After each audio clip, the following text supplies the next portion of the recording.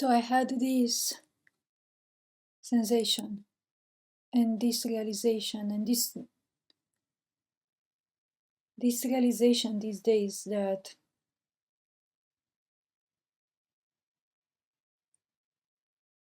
there's nothing worse than separation. There's nothing worse than being divided and separated from one another, from each other. Like anything, any problem, we would be able to solve it eventually.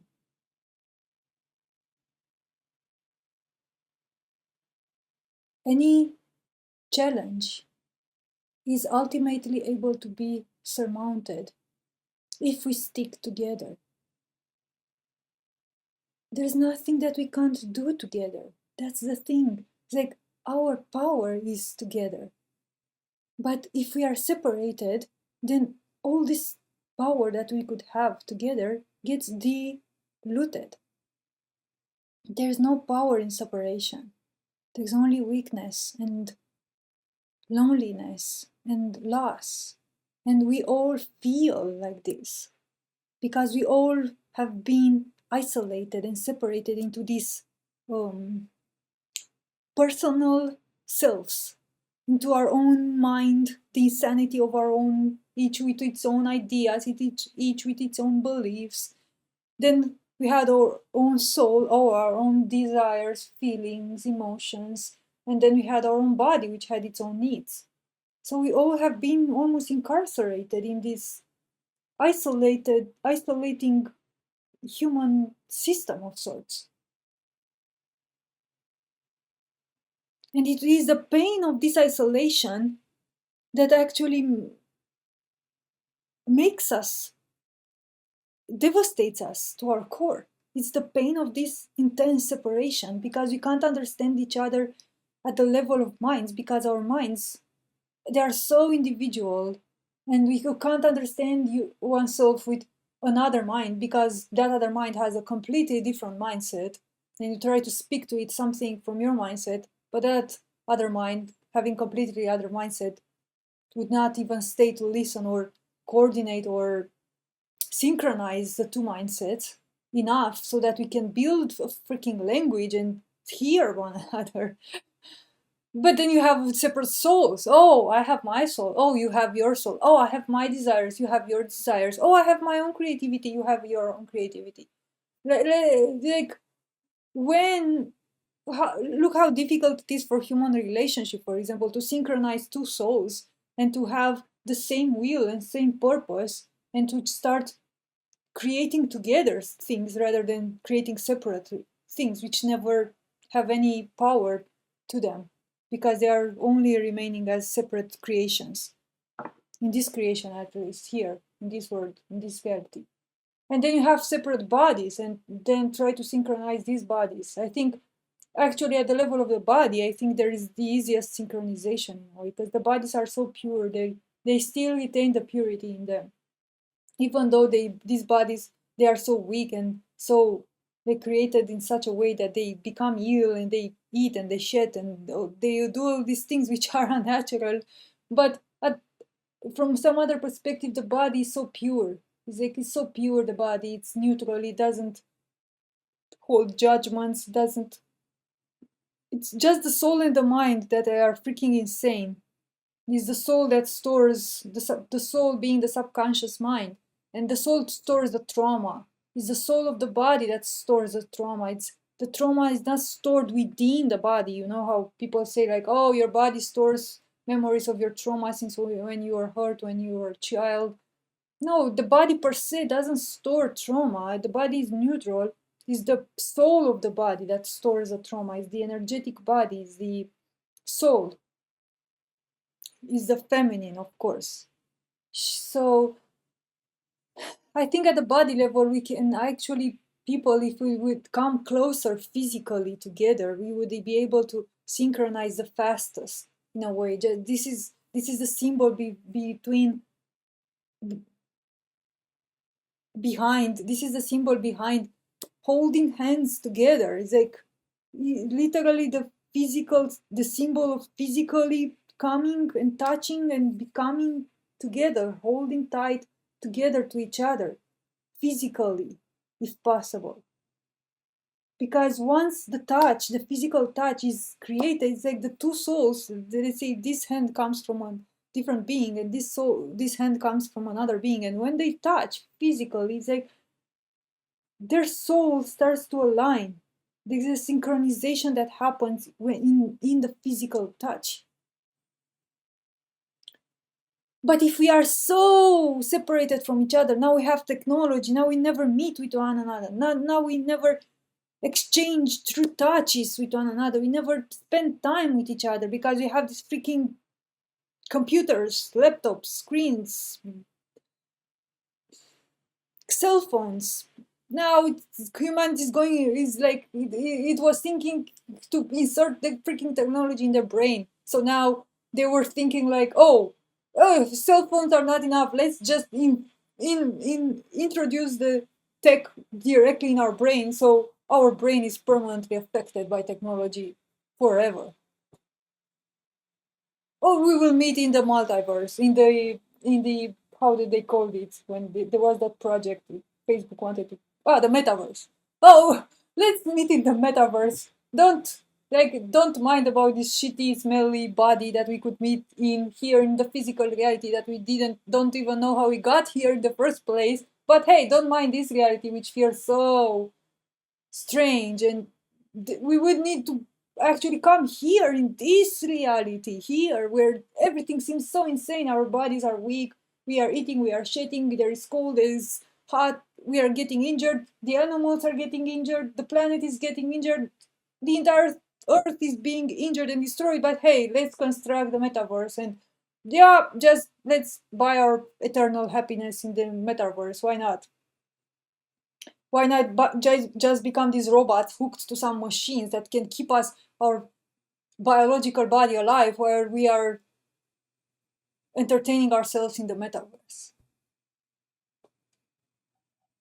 Like, we have to come together in the physical plane. We have to come here together in the physical world. We have to touch physically. We have to be near each other. We have to find each other once again. We have to be close to one another.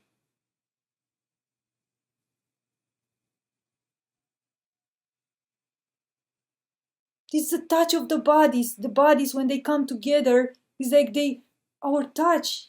It's like, I think it was even scientifically proven that whenever we are stressed or something, the physical touch they are secreting these hormones within the brain. I don't know which hormone.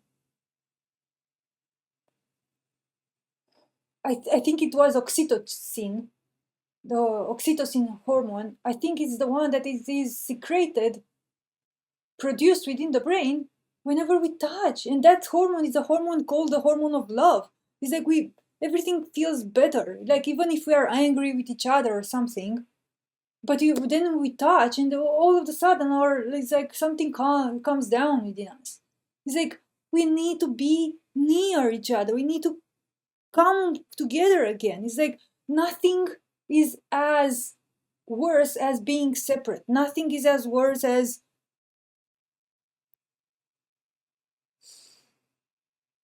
being divided and separated and individualized more and more from each other. Nothing is as worse than this. And I've experienced this individualization to extreme degrees, and I know this from my experience. I've been experiencing the intense isolation and wanting to isolate myself more and more from the world and everybody. And with good reasons, from some perspective, with good reasons. But at the same time, from a different perspective, once we pass through that period of isolation and we understand that the core of our humanity, why we are here, and once we start to remember things, and once we start to be more in tune with, like, the body, mind, and soul starts to tune up and spirit is being activated, once spirit is found in that isolation, because that was the entire point of any isolation, in a way, the ascetic isolation, like why saints would go in a cave and meditate there for tens of years, because they wanted to find spirit. But once spirit is found, once the isolation is ripening the fruit, then we have to come back in humanity with the fruit, because the thing is that we are here together. It's like we are here to do this together. There is something that we have to do together.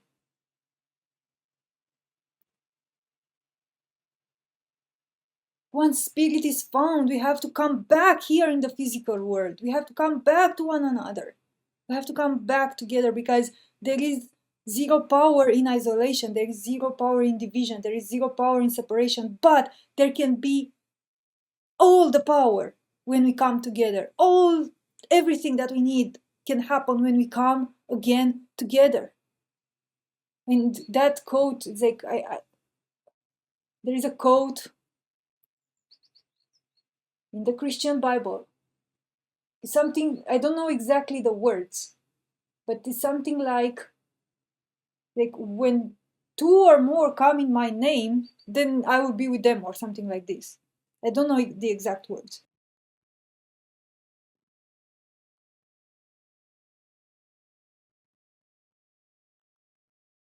But it's like this quote came to my mind because it's similar. It's like when we truly come together, and most importantly, when we come together with our spirit activated. Once we found spirit, and then we come to one another with spirit, we come in spirit to each other, then that's freaking power. That's true power. And we have to come together again in this way. Have to come together in spirit. We have to meet each other with spirit from now on, as much as we can. And as I portrayed in other videos, it's like spirit means awareness. It means lucidity. It means a calm mind, and a peaceful soul. Because it is only in this state of zero mental chatter and zero emotions that the true inspiration from spirit can be felt. The presence of spirit is there whenever there is no mind cluttering it. The presence of spirit is always there, but it's like the mind creates a fog and disturbs the soul, and we can't perceive that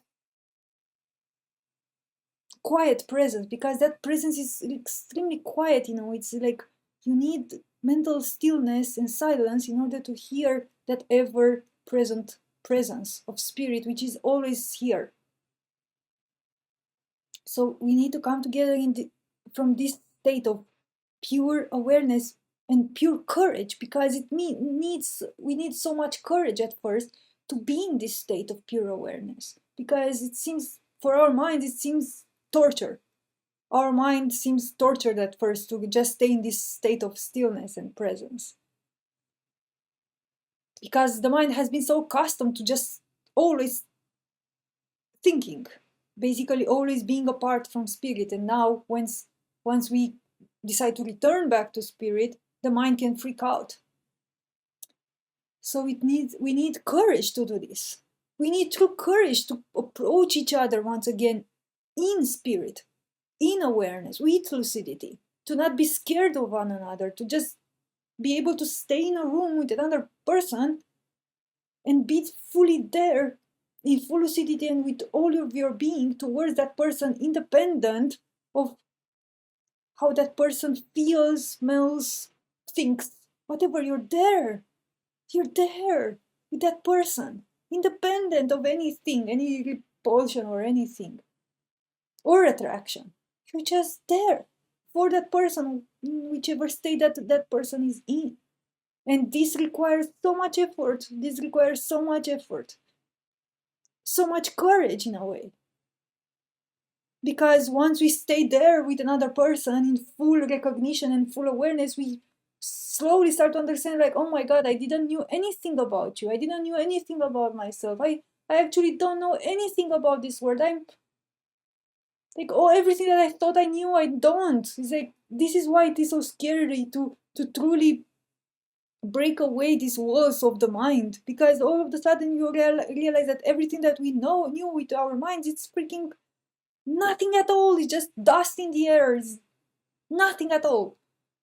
And to become so vulnerable, and then to bring that vulnerability to another person, and to be so naked and so vulnerable in in the presence of another being, and to allow oneself to be so seen and to be so vulnerable, then that's freaking true pure courage. And this is what we can bring to one another, and this is the only thing that, in my opinion, can ever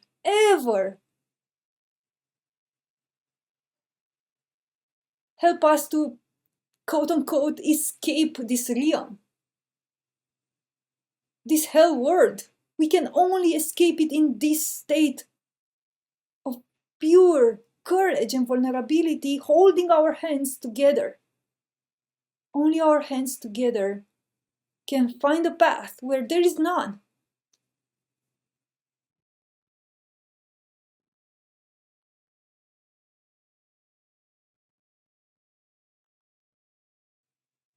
And there's nothing worse, nothing is worse than separation.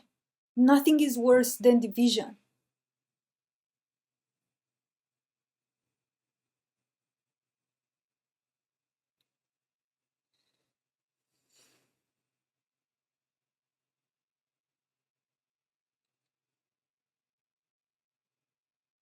And because there is like any problem, any type of pain, anything that would ever emerge between us, if we remain together, we can always find a solution for it. Always we can find a solution for anything that happens. But if we divide, if we separate when a problem occurs, if we run away,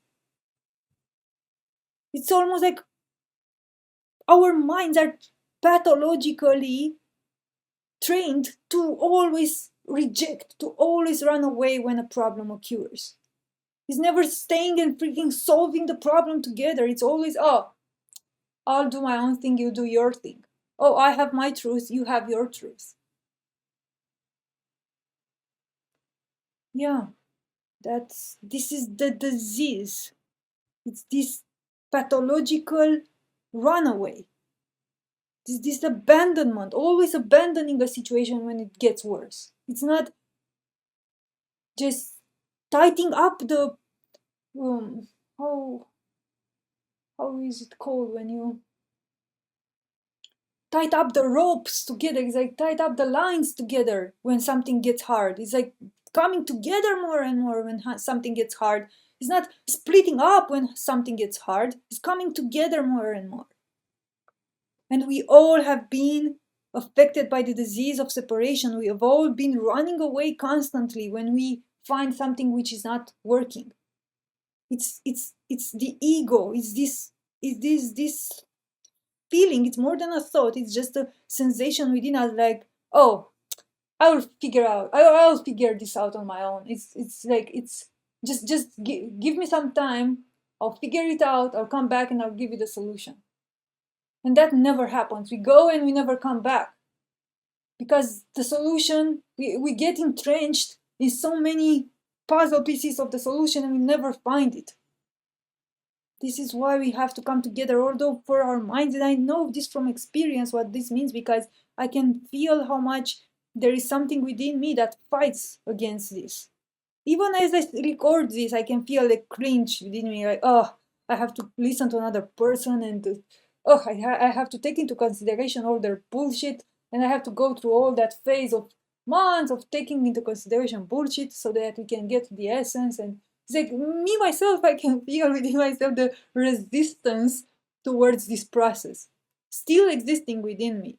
So I know this from complete experience.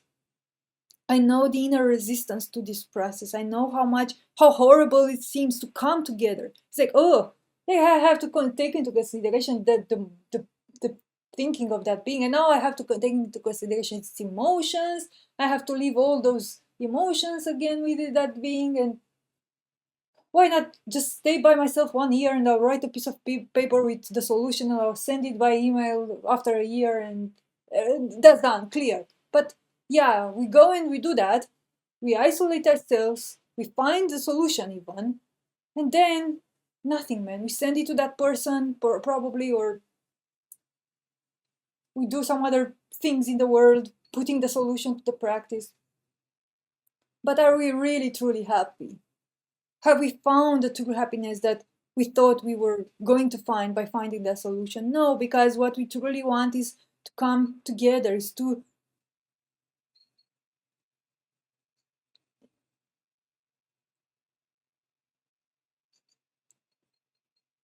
feel seen, to have our energy exchange. This is what we miss the most, is like having energy exchange with another being. It's like flowing and moving and morphing, and hey, here's my energy, oh, here's your energy, or oh, what you can do, oh, this is what I can do. It's like this constant play. It's like small children just playing together, man. This is what makes us happy as human beings, just being together. We love being together in our organic natural form. We just love being together and exchanging our life force between us and our energy and creating things. And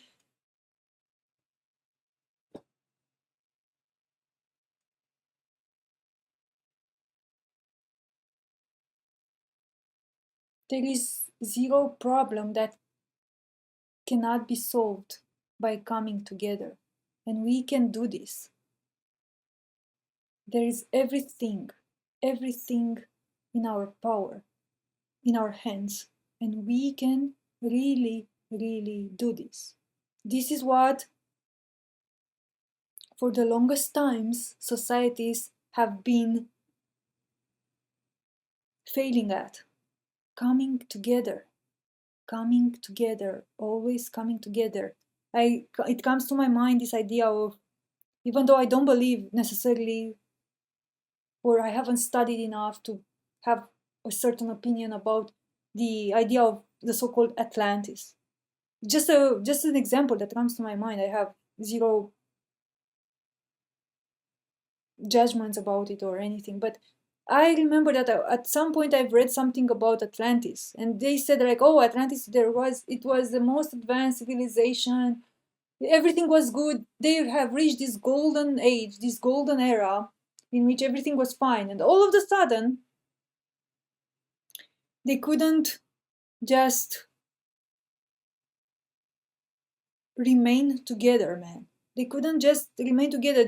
An issue happened in Atlantis, I don't know what exactly, and instead of remaining together, like the head families separated, and each one tried to find its own solution for that problem or something like that. But that was the problem in itself, because they separated instead of remaining together in the problem. It's like everything can be solved by our hands together. Everything. This is the worst of the worst that could have ever happened. Like, even the pain or the trauma that at some point probably entered into our reality. Let's say there at some point there was this original kingdom which was perfect. Call it heaven, call it whatever. Everything was working good. And then a problem was inserted into that original kingdom. Something happened, as it happens in so many myths, in so many stories of this earth.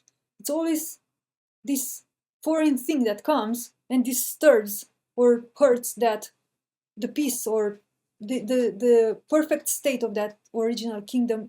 It destabilizes it in a way. And after this destabilizing factor comes in, this is not even the problem in a way. The so-called destabilizing factor, the pain that happens,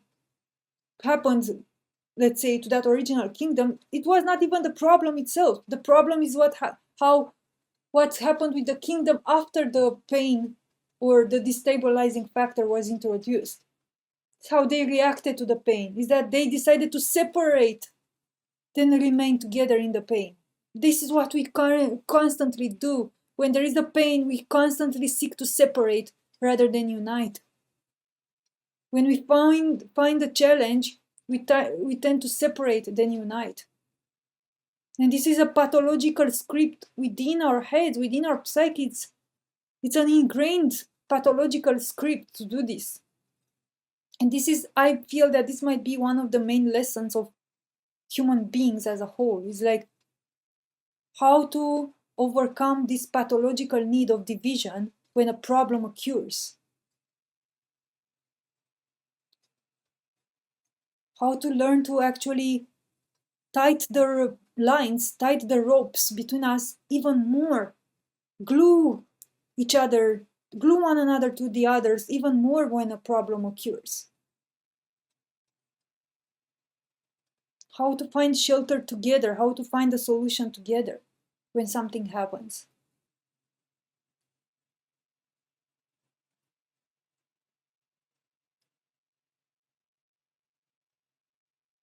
This is the true tragedy that happened with Adam and Eve. It's like the first tragedy that happened, let's say, it was Eve eating the apple. That was a true, let's say, mistake that happened. But the actual tragedy that happened is when Adam turned against Eve and he separated himself from her, starting to blame her. Is the one that pointed the finger. He blamed her and all the future humanity that stemmed from that choice continued to blame something instead of uniting yourself. It's understanding that the one next to you that has done the mistake is your own heart in a way. You share something with that being. And you should never separate from that being, even if that being has done a mistake. You should bring it closer to you.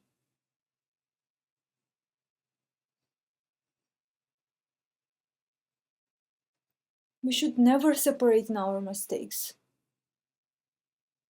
We should always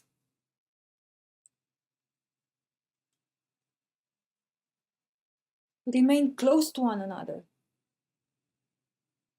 Because the other one that has done the mistake shares something quite in common with us. And we should never blame and we should never point the finger.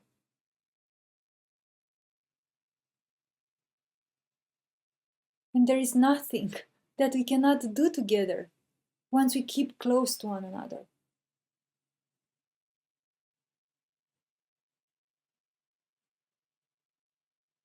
This is the lost science. This is what I feel. This is the true science.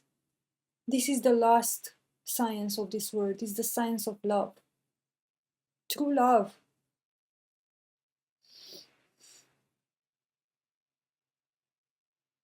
Is the science of true love, not fake love.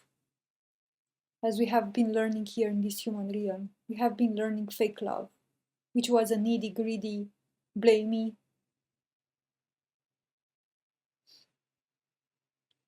divisional love. It's like, oh, I love you, but I don't love that other thing. Oh, I love myself, but I don't love you. Oh, I like that, but I don't like that. This is the fake love. It's the polarized type of love. True love has zero polarity. True love just is. It's a constant affirmation. It's a constant yes. Yes, you've done the mistake. We're in hell. We're in crap. Let's figure this out together.